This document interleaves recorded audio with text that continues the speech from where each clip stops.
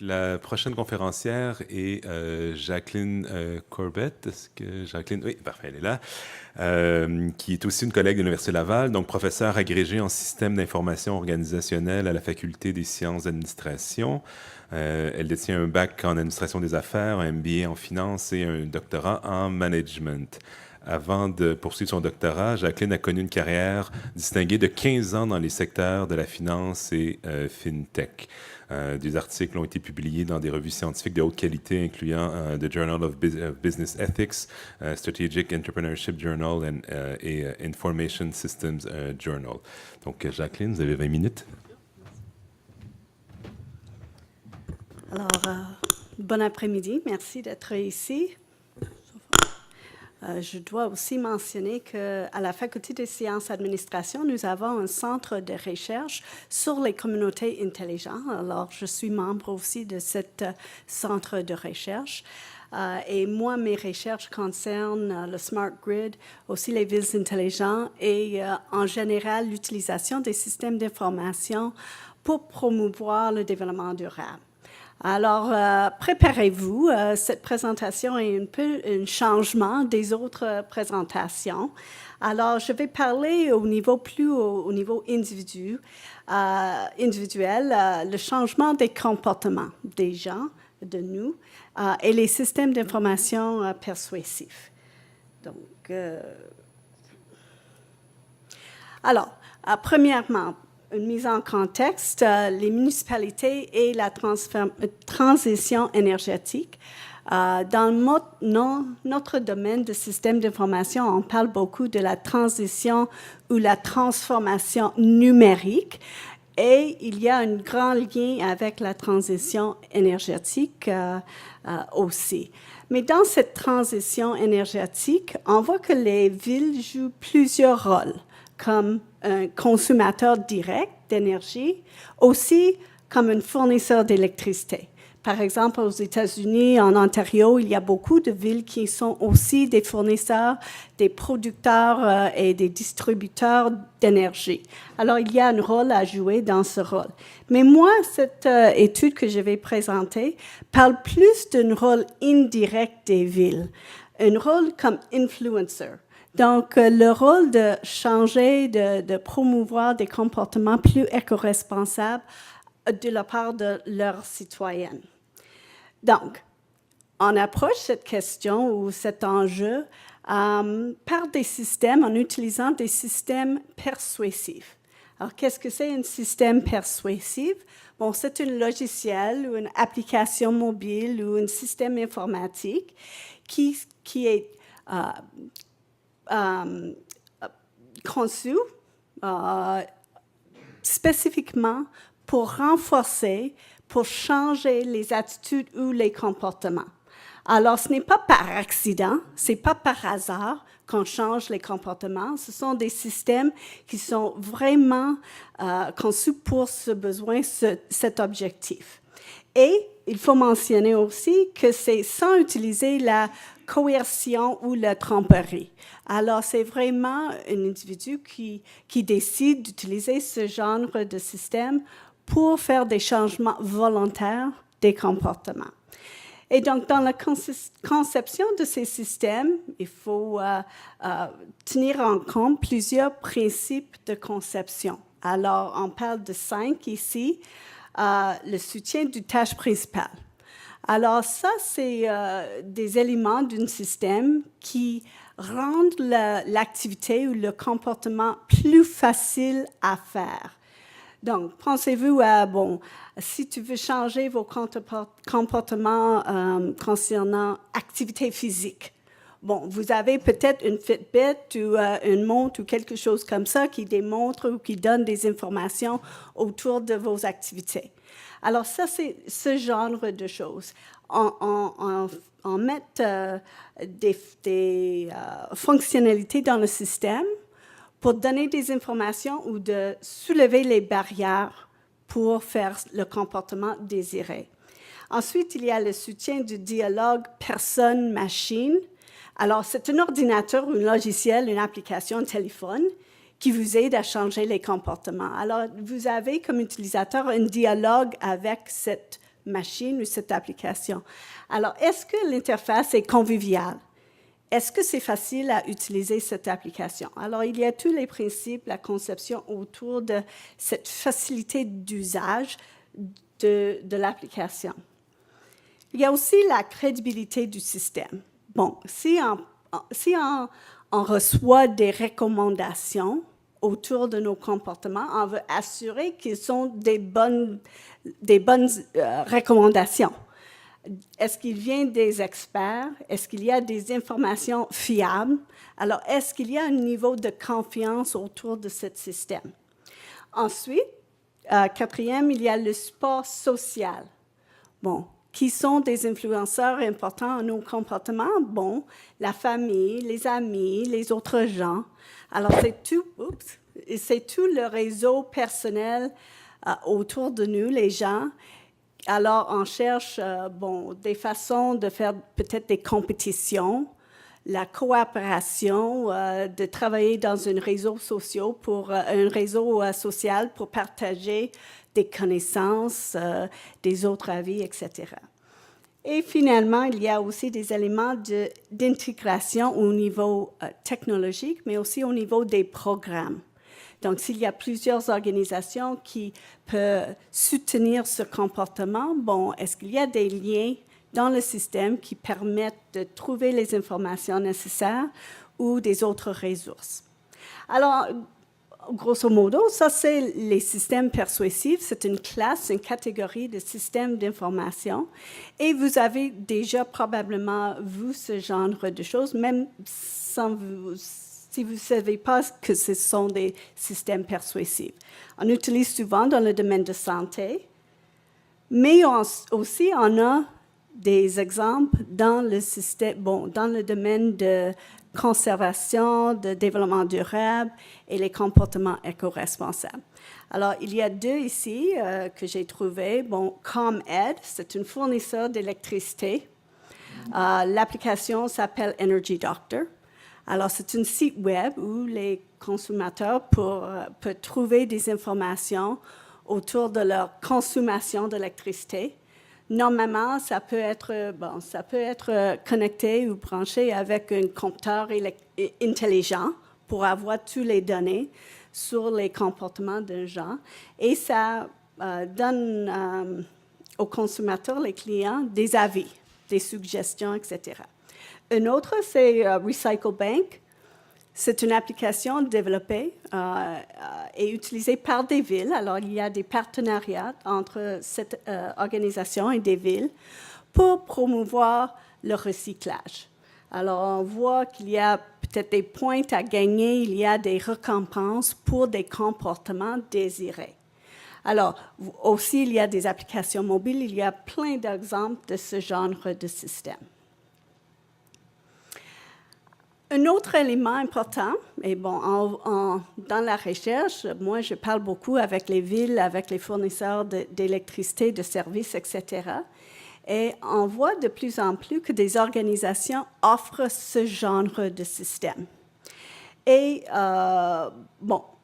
avec cette tendance, il faut admettre que ces différents systèmes peuvent cibler le même individu. Donc, l'image ici, bon, c'est moi dans le milieu, vous, les individus, mais moi, je suis employée de l'Université Laval. Alors, j'ai un contexte de travail. Et l'Université Laval, bon, il y a une stratégie envers le développement durable. Mais aussi, je suis un citoyen de la Ville de Québec. La Ville de Québec a aussi des initiatives liées à la transition énergétique ou le développement durable. Alors, moi, je suis aussi ciblée par ces initiatives. Finalement, moi, je demeure à ma maison, chez moi, j'ai une vie privée. Alors, il y a d'autres éléments ici autour de mes comportements chez moi. Et tous ces éléments peuvent, est-ce qu'il y a, on pose la question, des possibilités des spillover effects, ou les effets d'entraînement d'un contexte à l'autre. Et on voit dans la recherche que oui, vraiment au niveau des comportements éco-responsables, qu'il y a ce genre de spillover, des effets d'entraînement.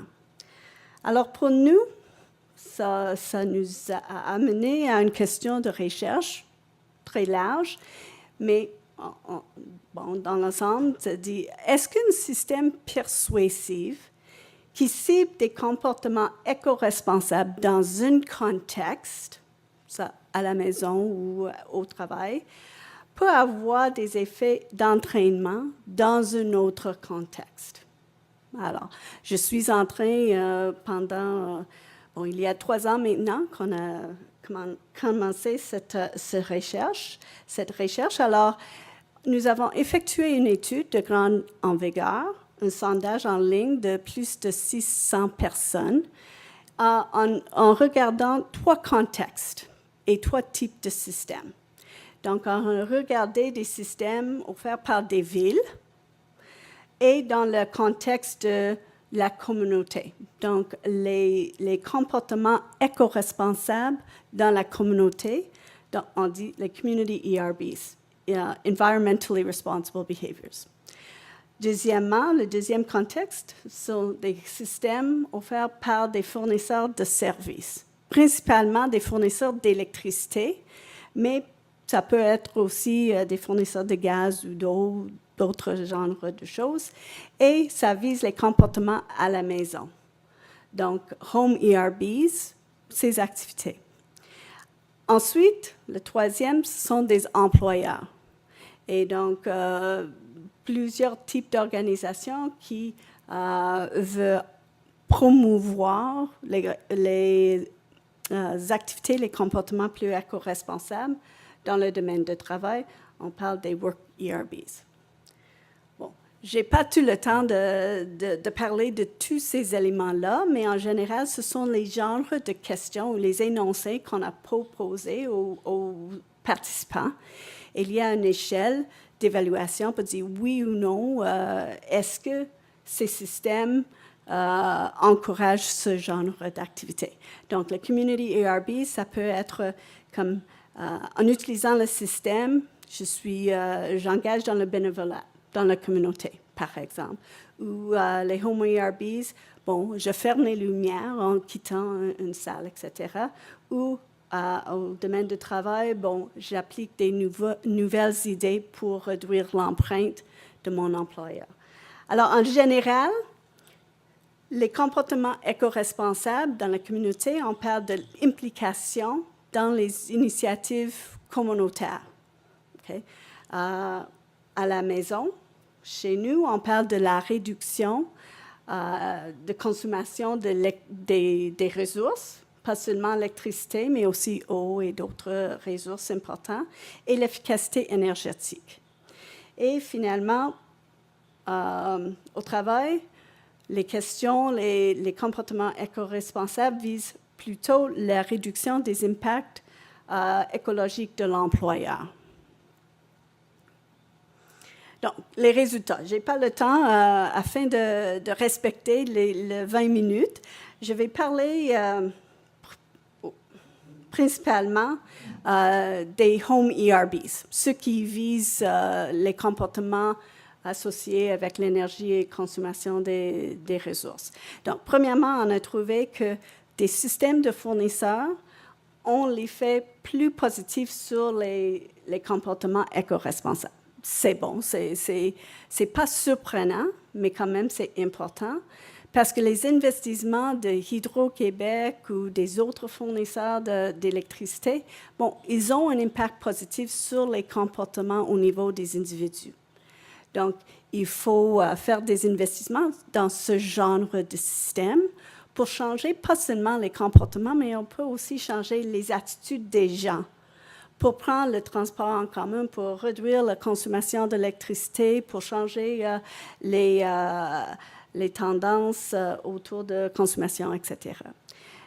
Aussi, alors ça c'est un deuxième élément très important, on a trouvé que les systèmes offerts par des employeurs et aussi des villes, aussi, ils ont des impacts positifs. Alors, il y a des effets intercontextes. Alors, si la Ville de Québec offre ce genre de système, et bon, ils encouragent même les individus, les citoyens, à faire le recyclage, on trouve qu'il y a un effet d'entraînement au niveau de la consommation d'électricité. Bon, c'est un peu intéressant, mais c'est tous ces comportements qui sont interconnectés. Alors, l'effet d'être plus responsable dans un domaine, d'utiliser un système qui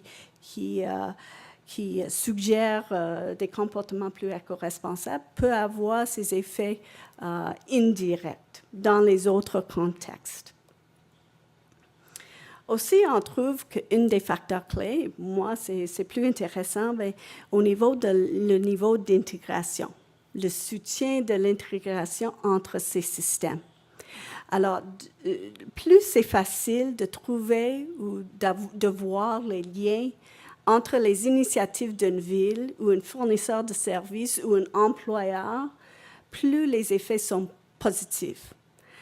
Alors, quelles sont les implications de ces résultats? Bon, ça démontre premièrement le potentiel des systèmes d'information d'inciter les gens à changer leur comportement. Donc, ce matin, on a eu cette question.